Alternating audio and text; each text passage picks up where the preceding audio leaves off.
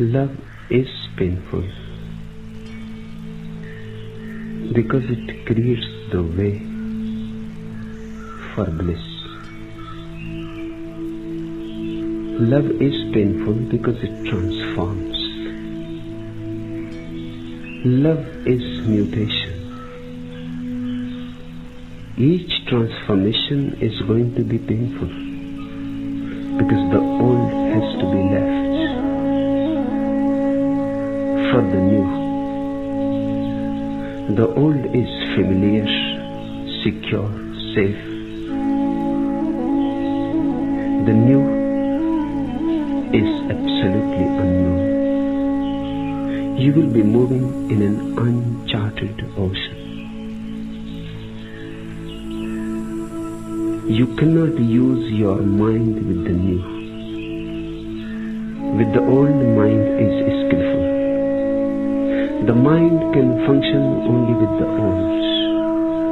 With the new, the mind is utterly useless.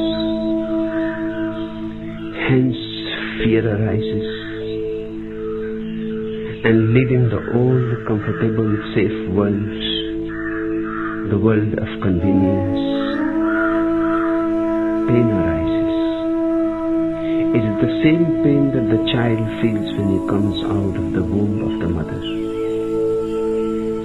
It is the same pain that the bird feels when he comes out of the egg.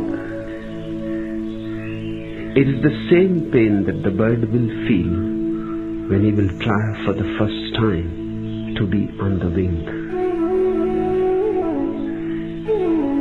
The fear of the unknown and the security of the known. The insecurity of the unknown.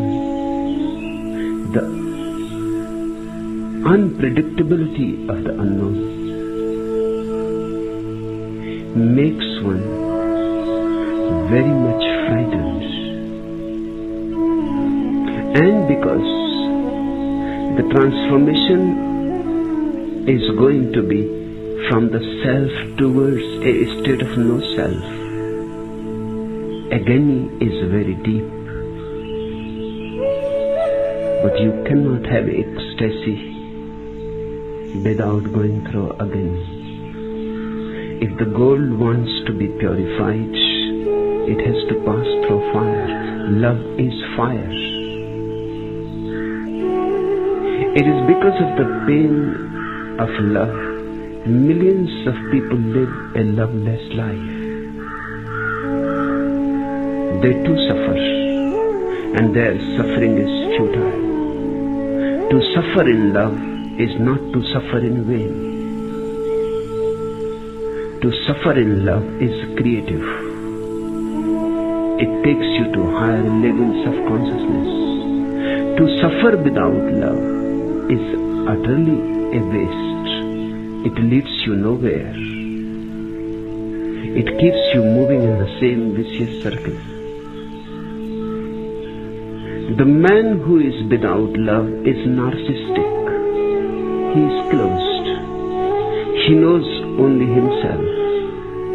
And how much he can know himself if he has not known the other.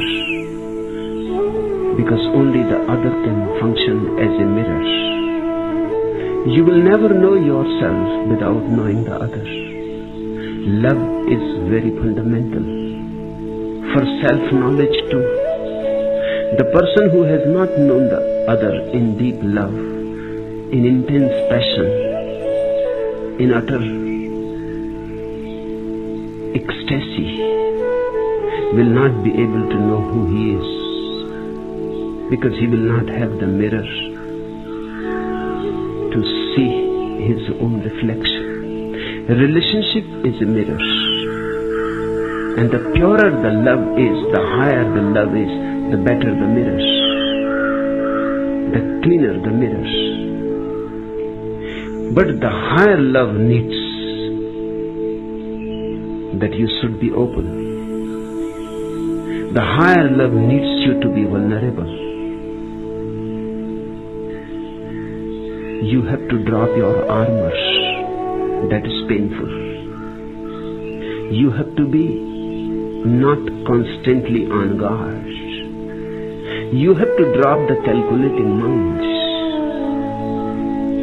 You have to risk.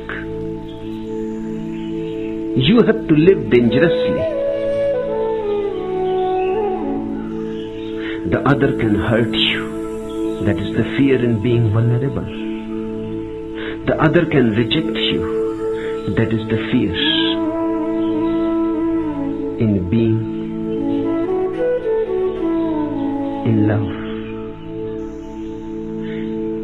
The reflection that you will find in the other of your own self may be ugly. That is the anxiety. Avoid the mirrors. But by avoiding the mirror, you are not going to become beautiful.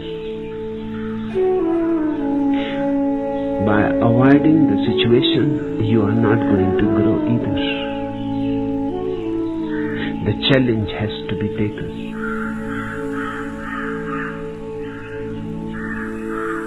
One has to go in love. That is the first step towards God. And it cannot be bypassed. Those who try to bypass the step of love will never reach to God. That is absolutely necessary. Because you become aware of your totality only when you are provoked by the presence of the others. When your presence is enhanced by the presence of the others.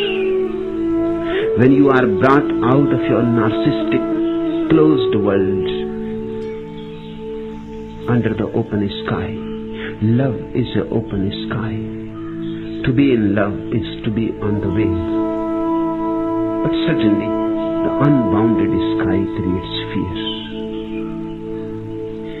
And to drop the ego is very painful. Because we have been taught to cultivate the ego.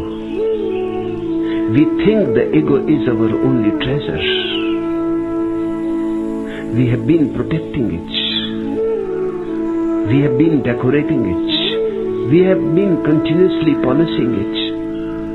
And when love knocks on the door, all that it needs to fall in love is to put aside the ego. Certainly it is painful. It is your whole life work. It is all that you have created. This ugly ego. This idea that I am separate from existence. This idea is ugly because it is untrue. This idea is illusory. But our society exists is based on this idea that each person is a person, not a presence. The truth is that there is no person at all in the world. There is only presence. You are not as an ego, separate from the whole. You are part of the whole. The whole penetrates you. The whole breathes in you, pulsates in you. The whole is your life. Love gives you the first experience of being in tune with something that is not your ego. Love gives you the first lesson that you can fall into harmony with someone who has never been part of your ego. If you can be in harmony with a woman, if you can be in harmony with a friend, with a man, if you can be in harmony with your child or with your mother, why can't you be in harmony with all human beings? And if to be in harmony with a single person gives such joy, what will be the outcome if you are in harmony with all human beings? And if you can be in harmony with all human beings, why can't you be in harmony with animals and birds and trees then one step leads to another. Love is a ladder. It starts with one person, it ends with the totality. Love is the beginning, God is the end. To be afraid of love, to be afraid of the growing pain of love, is to remain enclosed in a dark cell. The modern